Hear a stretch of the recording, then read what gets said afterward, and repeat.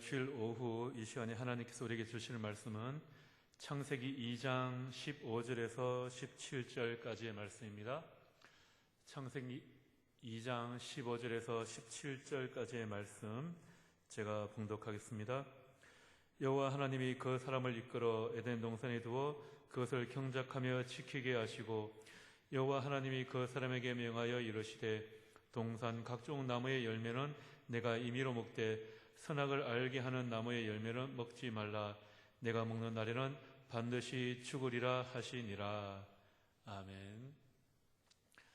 하나님께서 천지를 창조하시고 그 창조물들을 바라보시면서 보시기에 참 좋았더라, 그렇게 말씀을 하십니다.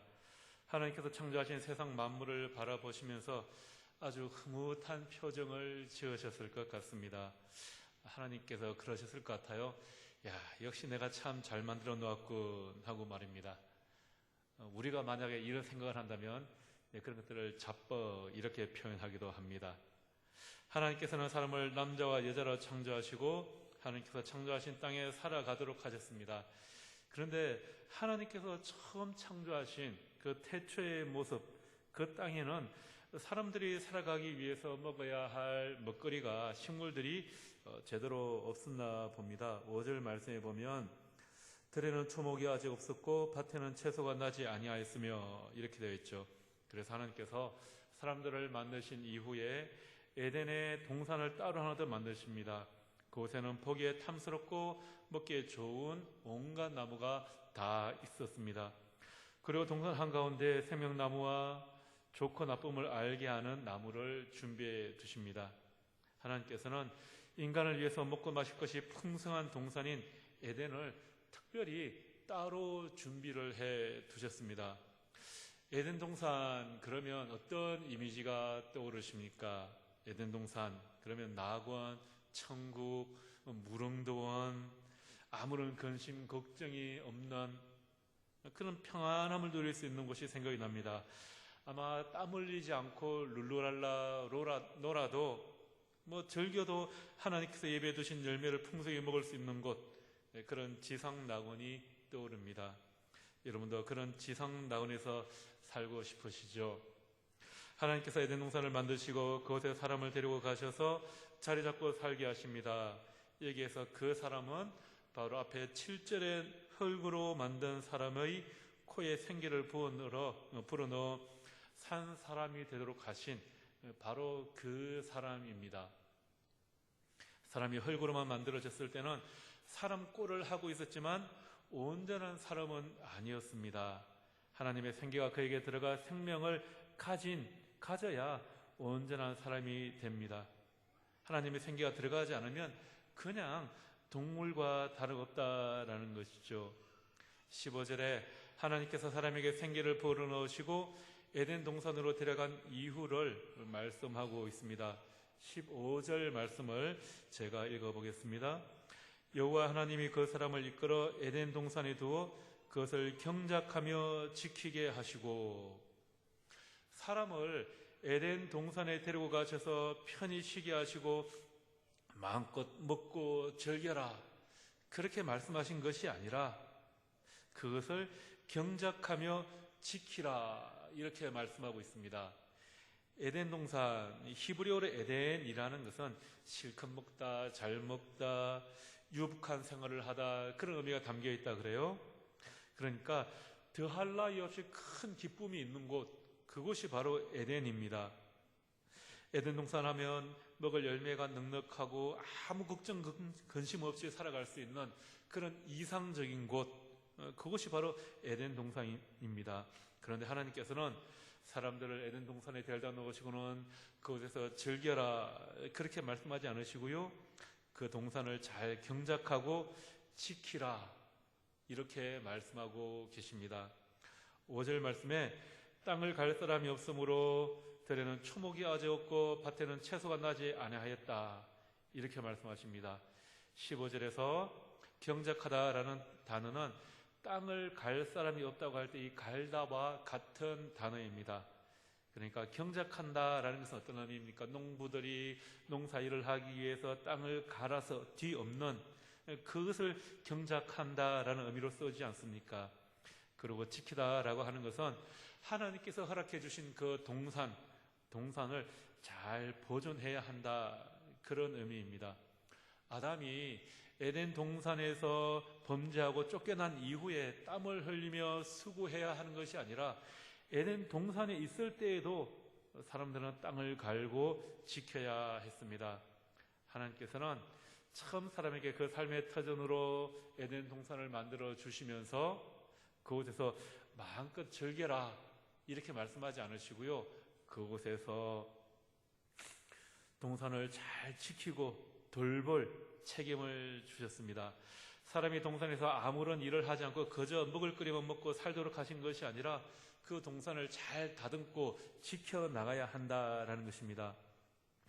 하나님께서 사람을 지으신 뜻에 따르면 사람은 놀고 먹는 존재가 아니라 사람은 일을 하도록 창조되었다라는 것입니다. 그러니까 노동은 형벌이 아니라 하나님께서 우리에게 허락하신 귀한 사명이다라는 거죠. 그리고 하나님께서는 16절, 17절에서 하나님이 창조하신 동산 안에서 사람이 할 수 있는 일과 해서는 안 되는 일이 무엇인가를 우리에게 말씀해 주고 있습니다. 하나님이 동산의 다른 모든 나무 열매를 먹는 것은 허락하시면서 선악을 알게 하는 나무의 열매는 먹지 못하게 하십니다. 사람은 피조물로서 주어진 한계 안에서 살아가야 하는데 그 한계를 벗어나면 불행해진다. 이것을 우리에게 말씀해 주고 있습니다. 이어지는 3장에 보면 이 명령을 지키지 못한 아담과 하와가 에덴에서 쫓겨나는 모습을 우리가 보게 됩니다. 오늘 본문을 통해서 우리는 두 가지를 생각해 볼 수가 있습니다. 먼저는 하나님께서 우리에게 갈고 지켜야 할 터전을 주셨다라는 것입니다. 그리고 또 하나는 우리의 마음을 잘 지켜야 한다라는 것입니다. 하나님께서 금하신 선악을 알게 하는 나무 열매는 따먹어서는 안 되는 것처럼 하나님의 말씀을 벗어나 하나님께서 금지하시는 것을 범하는 죄를 해서는 안 된다라는 것이죠. 먼저 사람을 지으신 하나님께서는 사람이 살아갈 터전, 동산도 함께 만들어 주십니다. 아담에게 에덴 동산을 준비해 두셨듯이 하나님께서는 우리에게도 우리가 살아갈 동산을 만들어 주십니다. 우리가 있는 가정, 우리가 속해 있는 교회, 이 신광교회, 또 삶을 나누는 구역, 여러분들의 직장, 이 모든 것이 하나님께서 여러분들에게 마련해 두신 동산이다라는 것이죠.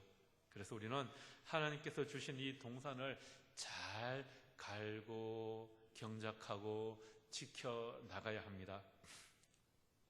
이 교회는 일주일에 한 번 와서 예배만 드리고 가는 것이 아니라 아담에게 에덴 동산을 허락해 주셨던 것처럼 그것을 잘 지키고 가꾸어 나가야 하는 공간이다라는 거죠.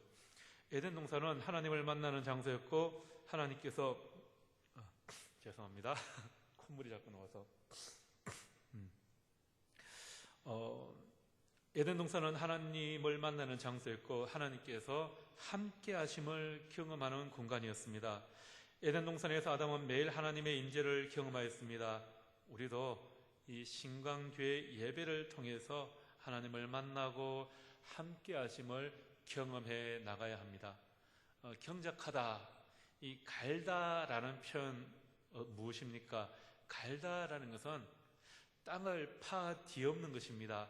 그래서 그 안에 있는 자갈이나 쓸모없는 돌들을 골라내고 씨가 잘 뿌리를 내리고 자라게 하도록 그 땅을 골라주는 것입니다. 우리가 하나님과의 관계에서도 그렇게 갈아내어야 할 것들이 참 많이 있지 않습니까? 그것을 그냥 두면 동산을 망치게 됩니다. 우리가 우리의 삶에서 갈아내어야 할 것들, 그것이 무엇이 있는지 잘 생각을 해 보아야 한다는 것입니다. 어느 새가족 신방했을 때 이야기입니다. 토요일 밤에 밤 늦게 신방을 어떻게 하다 보니까 하게 되었습니다. 그 이사로 오게 시게 된 남자 집사님이 일산에서 유통을 하는 사업을 하고 계시는데, 이 유통업을 하다 보니까 주일에도 교회를 나와서 예배를 못 드리고 일을 계속 하게 되었다라는 겁니다. 그래서 주일을 지키기 위해서 양주 쪽에 아는 사람을 통해서 마트의 관리 직원으로, 유통 관련 업체의 직원으로 취직을 하게 되었습니다. 대신에 조건은 주일은 일을 하지 않고 예배를 잘 드릴 수 있는 조건이었습니다. 여러분 한번 생각을 해보십시오. 개인 사업을 하다가 그냥 일반 직장의 직원으로 취직을 하게 되었으니 수입도 그만큼 줄어들게 되었습니다. 또 일산에 살다가 양주로 이사를 오게 되었으니 사는 동네도 양주 그러면 일산보다는 조금 시골 동네 느낌도 납니다. 세상 사람들의 기준으로 보면 도저히 이해할 수 없는 일입니다. 그러나 이분은 온전한 예배를 드리고 싶어서, 그래서 수입이 더 적은 직장, 더 살기 좋은 환경을 버리고 양주까지 오셨다는 겁니다. 이것이 바로 신앙을 잘 지켜나가는 훈련인 것 같습니다. 민수기 22장에 보면 출애굽한 이스라엘 백성들이 모압 평지에 진을 치는 장면이 나옵니다. 이 모습을 보고 모압 왕 발락은 저 이스라엘 백성들이 무서웠습니다. 그래서 발람이라는 예언자를 통해서 저 이스라엘을 좀 저주하라. 그러면 우리가 전투에서 이길 수 있을 것 같다. 그렇게 이야기를 하죠. 그래서 발람을 불러서 저 이스라엘 백성들을 저주하라. 이렇게 이야기를 합니다. 그런데 그날 밤에 발람이 하나님께 기도를 합니다. 기도를 하였더니 하나님께서 발람에게 어떤 말씀을 주십니까? 민수기 22장 12절 말씀에 보면 이렇게 말씀하고 있습니다. 하나님이 발람에게 이르시되 너는 그들과 함께 가지도 말고 그 백성을 저주하지도 말라. 그들은 복을 받은 자들이니라. 하나님께서 이스라엘 백성들에게 복을 받은 사람들이다, 복을 받은 자들이다, 이렇게 말씀하십니다. 여러분, 이스라엘 백성들이 정말로 복을 받은 사람들이었습니까? 지금 이스라엘 백성들의 상황을 보면 어떻습니까? 이스라엘 백성들은 40년도 아니고 400년 동안 애굽에서 종살이를 하였습니다. 간신히 종살이를 마치고 이제 탈출해서 나왔는데 광야에서 40년 동안 헤매야 하는 그런 상황이 되었습니다. 하나님의 인도하심으로 애굽에서 나와서 1년이면 하나님께서 약속하신 그 가나안 땅에 들어갈 수 있는데 한순간의 범죄로 말미암아서 40년 동안 광야를 그렇게 떠돌아다녀야 합니다. 40년 동안 먹을 것이라고는 만나와 메추라기 뿐입니다. 아무리 맛있는 음식도 며칠만 먹으면 입에서 질리잖아요. 그런데 만나와 메추라기를 40년 동안 매일 먹어야 합니다. 그리고 광야에서 매번 이웃 민족들과 전쟁을 해 나가야 하는 그런 상황입니다. 여러분, 이런 백성들이 과연 복받은 사람들이다, 그렇게 이야기할 수 있겠습니까? 그런데 하나님께서는 이러한 백성들을 향하여 복받은 자다, 이렇게 말씀하고 있습니다. 복을 받다라고 번역된 단어의 히브리어는 바락이라는 단어인데요. 이 동사는 두 가지 의미가 있습니다. 이 바락이라는 동사는 축복하다라는 의미와 무릎을 꿇다라는 의미가 두 개가 동시에 담겨 있습니다. 그러니까 무릎을 꿇다와 축복하다라는 의미가 한 단어에 담겨 있다라는 것은 무릎을 꿇는 것이 바로 축복을 받는 방법이다라는 것이죠. 우리가 어떻습니까? 흔히 무릎을 꿇는다 그러면 상대방에 대해서 복종하고 패배를 인정하고 또 기도를 하는 것, 그런 의미들을 포함하고 있습니다. 그것과 복받는 것이 무슨 상관이냐? 우리가 하나님의 말씀에 순종하고 하나님께 예배하고 하나님께 무릎을 꿇으면 그러한 사람들이 하나님께 복받는 그런 민족이 된다라는 것입니다. 하나님께서 말씀하시는 복은 우리의 생각하는 복과는 다르다라는 것이죠. 하나님께서 말씀하시는 복은 하나님의 말씀을 따를 때 오직 하나님께서 주시는 것, 그 복을 의미합니다. 이스라엘 백성들 가운데 얼마나 많은 문제가 있었습니까? 수백 명도 아니고 수십만 명이 사막에서 한번 생활을 해보십시오. 얼마나 많은 문제들이 일어났겠습니까? 그러나 그들은 하나님의 말씀을 순종해서 가나안 땅으로 지금 가고 있는 길입니다. 이것이 하나님의 뜻이었으니까 그 길을 걸어가고 있는 그들이 거룩하고 그 민족이 하나님의 보호를 받을 만한 가치가 있는 그런 복받은 백성이다라는 것입니다. 세번역 성경에서는 민수기 22장 12절 말씀을 이렇게 번역하고 있습니다. 이집트에서 나온 그 백성은 복을 받은 백성이다. 다른 백성이 복을 받는 것이 아니고요, 애굽에서 나온 백성이 복을 받는다라는 것입니다. 하나님이 애굽에서 구원해내신 백성, 그리고 하나님의 말씀을 따라서 지금 가나안 땅을 향해 가고 있는 백성, 그 백성들이 바로 복이 있다라는 것입니다. 모세는 왜 이스라엘 백성을 애굽에서 구원해내고자 하였습니까? 단순히 그들이 노예 생활을 하는 것이 고달프고 힘들어서 불쌍해서가 아니었습니다. 그들은 오히려 노예로 남아있는 것이 더 편하다고 이야기할 지경이었습니다.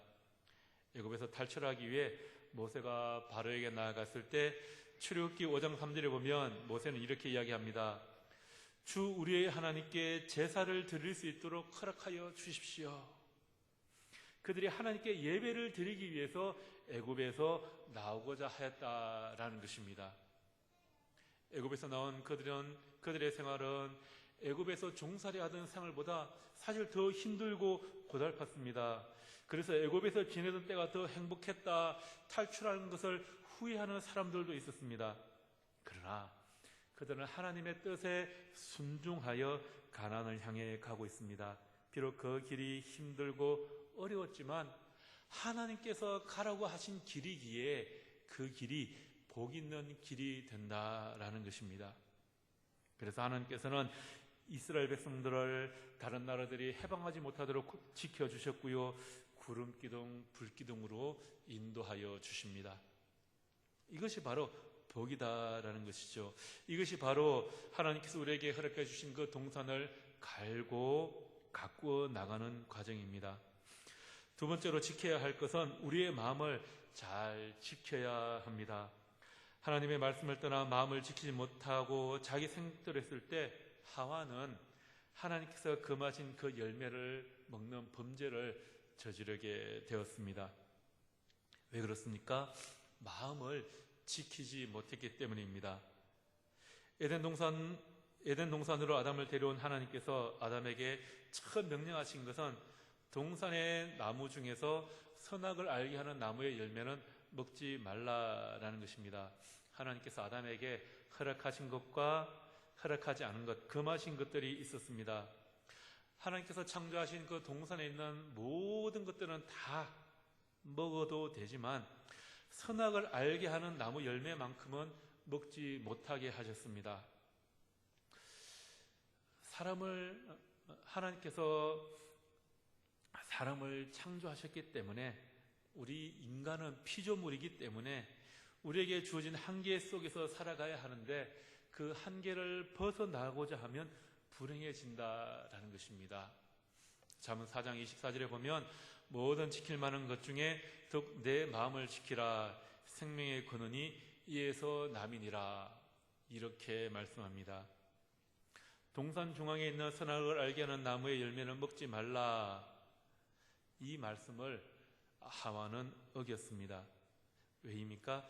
뱀이라는 사탄의 유혹으로부터 자기의 마음을 지키지 못했기 때문입니다.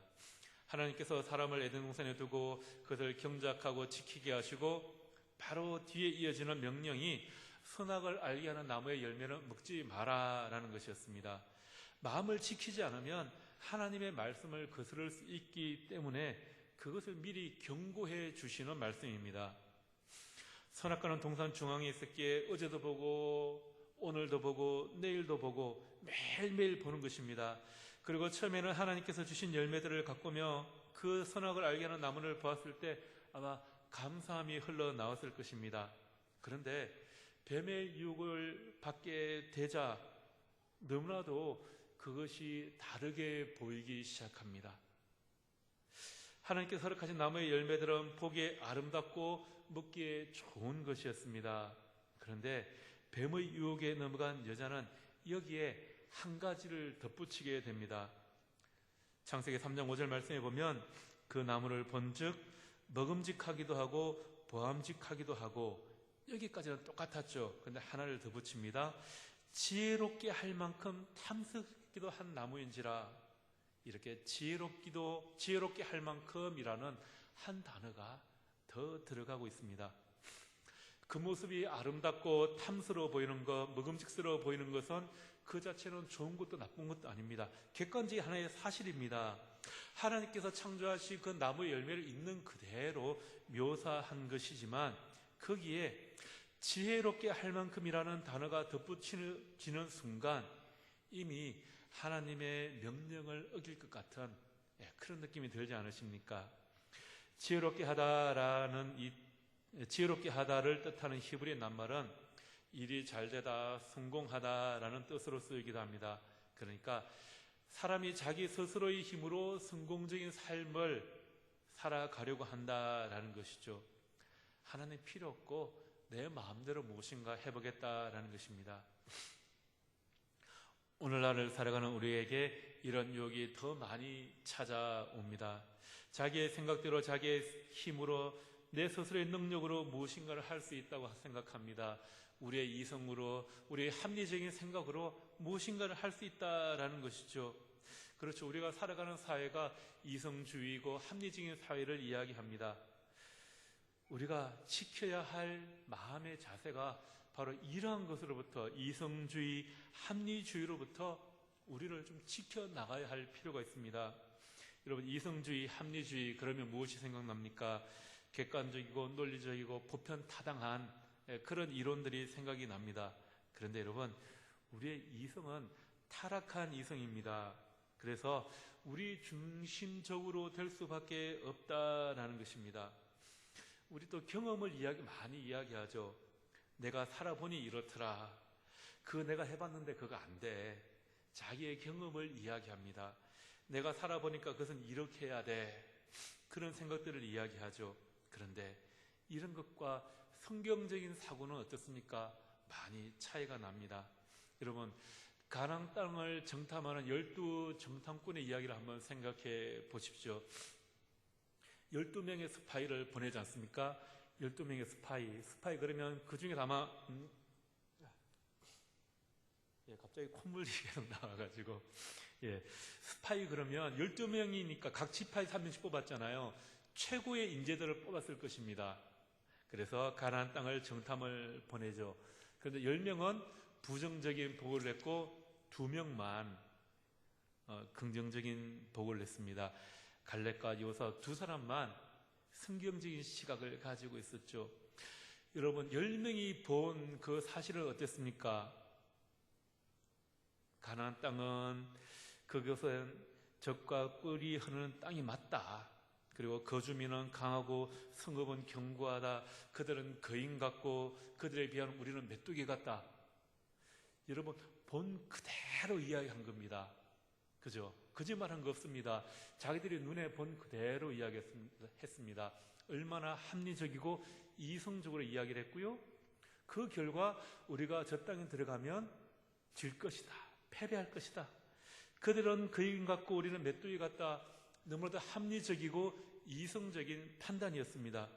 그런데 이것이 이성적이고 합리적인 생각이긴 하지만, 경험에서 나온 것이긴 하지만 성경적인 사고는 아니었죠. 성경적인 사고는 무엇입니까? 갈렙과 여호수아가 생각하는 것입니다. 맞다. 그곳은 그러한 땅은 맞다. 그렇지만 그들은 우리의 먹잇감이다. 왜냐하면 하나님께서 우리에게 주신 땅이기 때문이다 라는 것입니다. 여러분, 10대 2, 10명과 2명, 다수결로 해도 안 되는 그런 숫자입니다. 그렇지만 합리적이고 이성적이지만 이것이 성경적은 아니다라는 것입니다. 이스라엘 백성들의 10명의 보고를 듣고 밤새도록 원망하고 불평하였습니다. 차라리 우리가 애굽 땅에서 그냥 그렇게 살다가 죽도록 내버려 두지 왜 우리를 이곳에 데려와서 이렇게 죽이려고 하느냐, 그렇게 이야기하죠. 하나님께서 그들에게 벌을 내리십니다. 하나님의 징계 방법이, 개선 방법이 좀 복잡했죠.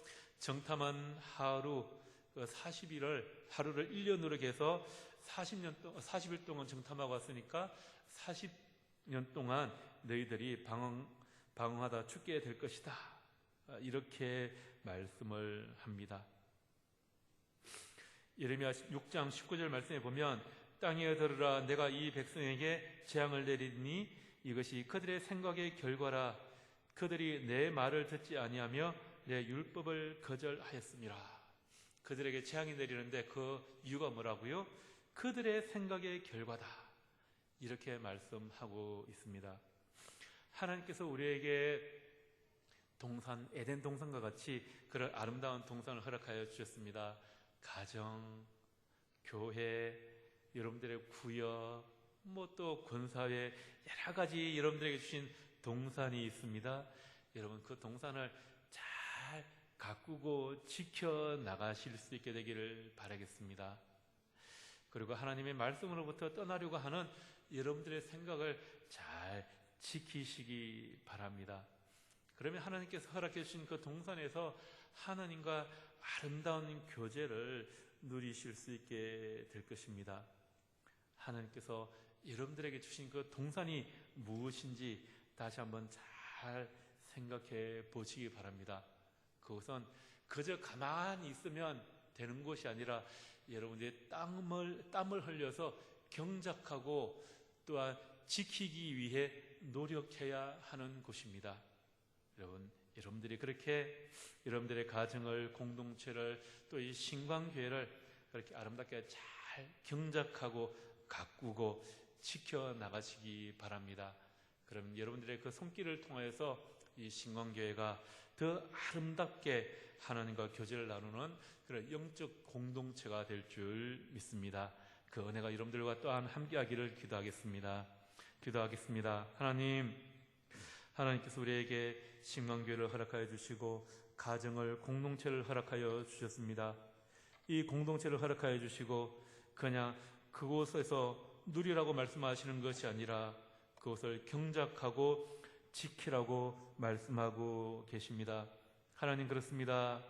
우리에게 허락하신 이 공동체를 우리가 잘 경작하고 땀 흘려 수고하여 지켜나가기를 원합니다.